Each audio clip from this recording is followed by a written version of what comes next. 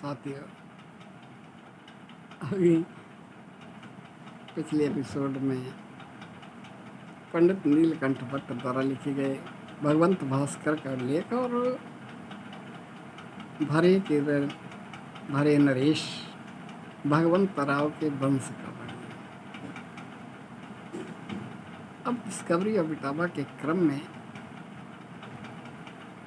इटावा नगर की ओर देखें। पहले ही हमने कहा कि केवल कोई बस्ती नहीं थी, गोधौम ऋषि का आश्रम था और पहली बस्ती के रूप में विप्र घाटी यानी जो ब्राह्मण छात्र थे भारवी के महर्षि भार्गव के यहाँ शिक्षा ग्रहण करते थे, उनके लिए बसाया गया और वे वही फिर घाटी से घटिया शब्द बना, विप्र से ब्राह्मण बना तो घटिया ब्राह्मण बना। और मूलतः जो यहाँ पर विकसित हुए वह घरवास के दुबे और मिश्रा लोग भी आए, यानी और भी फिर ब्राह्मण, उच्च कुलीन ब्राह्मण। लेकिन हम बात कर रहे हैं कि एक दूसरा स्थान, तीर्थ स्थान, जैसे हमने जैन दर्शन के लिए आसई में जैन तीर्थ की बात कही थी, यहाँ भी है, था नहीं है, अस्थल। ये अस्थल मंदिर का जो परिवेश है वह पूरी तरह से वृंदावन के रंगनाथ मंदिर की तरह 5 परकोटों के मध्य में विराजमान है। वैसे नरसिंह मंदिर कहा जाता है। हालांकि राधा और कृष्ण के श्री विग्रह हैं यहाँ पर 5 परकोटों में। बड़ा लंबा परकोटा है, सबसे धनाढ़ है। और ख़ास बात यह है कि यहाँ पर वैष्णव संप्रदाय, रामानुज संप्रदाय है और रामानुज संप्रदाय के जो मंदिर हैं वो अपने आप में अद्भुत हैं।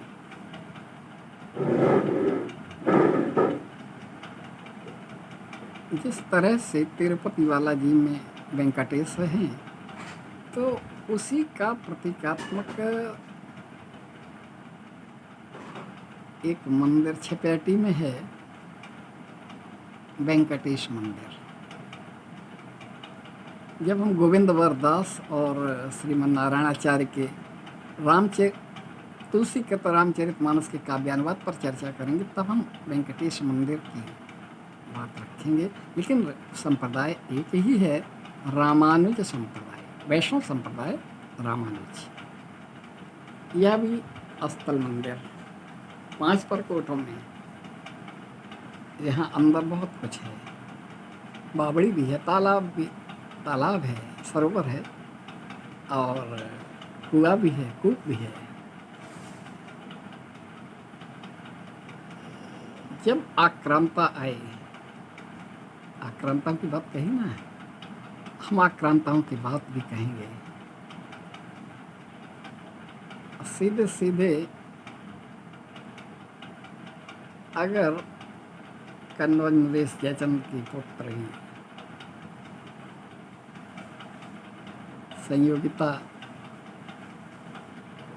के हरण की बात कहेंगे, तो दूसरी उनकी एक और पुत्री देवकला की हम बात कहेंगे, जो यहीं पर जाएंगे। मोहम्मद गोरी के आक्रमण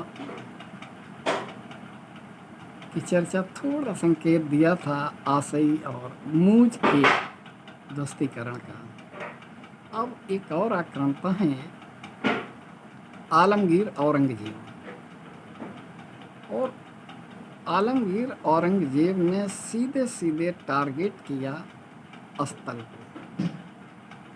यहाँ पर महर्षि वैसे नाम तुलसी भी आता है, और वो हैं भिड़ंग ऋषि। भिड़ंग ऋषि के थे, वो यहाँ पर सेवा करते थे, पूजा पाठ सब कुछ। मृग चरण बगल में दबा करके गंगा स्नान यमुना स्नान के लिए गए थे। इतने में औरंगजेब आलमगीर औरंगजेब ने आक्रमण किया। बड़ी एक न्यूज ढंग से अपने चमत्कार दिखा करके लोगों को भ्रमित किया जाता है। कभी भी जब धर्मांतरण की स्थिति होती है ना, जैसे ईसाई हैं या और लोग हैं, वो अपने चमत्कार दिखा करके लोगों को प्रभावित करते हैं और अपनी ओर आकर्षित कर लेते हैं। क्योंकि महत्वपूर्ण है, केवल अयोध्या में बाबरी मस्जिद, काशी में ज्ञानवापी मस्जिद और मथुरा में ईदगाह मस्जिद, ये ही पर्याप्त नहीं है। जैन तीर्थ आसई आशा नगरी को ध्वस्त किया, ये भी तीर्थ था। अब स्थल को टारगेट किया। और बड़ी दिलचस्प है, यहाँ पर दो शक्तियाँ सामने हैं, एक मुगल है और एक पूरी तरह से पौराणिक आस्था वाले रामानुज संप्रदाय के ऋषि भिड़ंग का। अंततः मुगल शासक को पराजय स्वीकार करनी पड़ी और निश्चित वजीफा निर्धारित किया गया कि जब तक मुगल शासन रहेगा तब तक स्थल के लिए एक निश्चित मात्रा में आर्थिक सहयोग मिलता रहेगा। तो हम कह रहे थे कि महर्षि भिड़ंग यमुना स्नान के लिए गए थे। इधर आलमगीर औरंगजेब ने अपनी चटाई हवा में बिछा दी और वह भी कुएं के ऊपर, और उस पर बैठ कर नमाज पढ़ने का चमत्कार दिखाने लगे ताकि लोग प्रभावित हों। जब ये स्थिति आई तो महर्षि भिड़ंग को कुछ आभास हुआ कि कुछ गड़बड़ हो रहा है, और तत्काल स्नान करके मृग चरण दबा करके चले आए।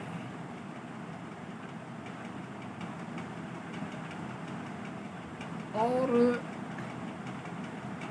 चटाई बिछाए आकाश मतलब सोने में, हवा में नमाज पढ़ रहे, और उन्होंने यमुना जल हाथ में लिया, मंत्र पढ़ करके जैसे ही फेंका, प्रचारित किया, वैसे ही चटाई सहित औरंगजेब धराशायी हो गया, नीचे गिर गया। उन्होंने कहा ये क्या तमाशा है। फिर उन्होंने अपना मृगचर्म तालाब के ऊपर बिछा दिया, ऊपर हवा में, और फिर संध्या वंदन करने लगे। और जिस तरह से पारस्परिक चुनौती की स्थिति आई, एक शास्त्रार्थ की जो प्रक्रिया होती है वहाँ पर, चाहे वो याज्ञवल्क्य और गार्गी का हो या जनक के राज दरबार में अष्टावक्र और बंदी का, शास्त्रार्थ अलग चीज़ है। और ये चमत्कार दिखाने की जो प्रक्रिया है, वहाँ पर एक दूसरे पर प्रभावी प्रस्तुतिकरण। तो भिड़ंग ऋषि के प्रस्तुतिकरण के आगे आलमगीर औरंगजेब को मात खानी पड़ी। कभी भी मुगल शासक या मुगल, एक तो मुसलमान की बात कहें, कभी प्रणाम नहीं करते, अल्लाह के अलावा कहीं नहीं झुकता है उनका सिर। लेकिन आलमगीर औरंगजेब ने भगवान श्री कृष्ण के श्री विग्रह के सामने नमन किया और महर्षि भिड़ंग से क्षमा याचना की और एक निश्चित वजीफा तय करने के लिए एक पत्र लिखा। फारसी में है, पता लगता है कि वहाँ भी रखा है कहीं, शायद है मान स्तंभ जो गरुड़ स्तंभ है वहाँ कहीं रखा है, पता है। लेकिन उसमें यही है कि एक निश्चित मात्रा में जब तक जितने मुग़ल शासक आते रहेंगे तब तक यहाँ आर्थिक सहयोग इस मंदिर को मिलता रहेगा। और फिर यहाँ पे महंत परंपरा चली बहुत समय तक। फिर ये महंत की बजाय फिर मैनेजमेंट एक प्रबंध समिति की बनाने की बात आई, मुकदमा चला,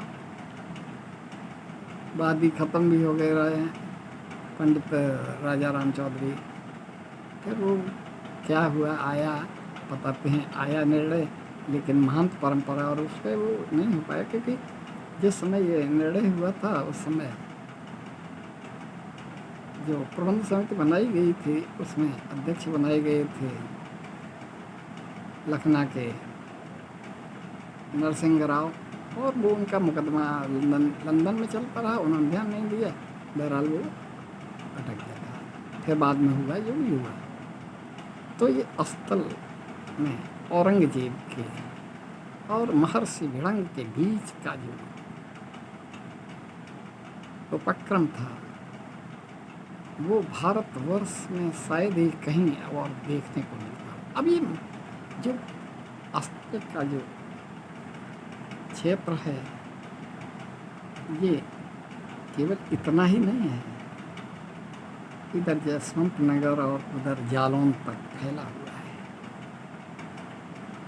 श्रद्धालु भक्तों के द्वारा दान में दी गई जमीनें बहुत हैं और बहुत कुछ है, यूँ कहें तो इसकी गणना नहीं की जा सकती है। और इसीलिए हमने एक डिस्कवरी ऑफ इटावा के उस पर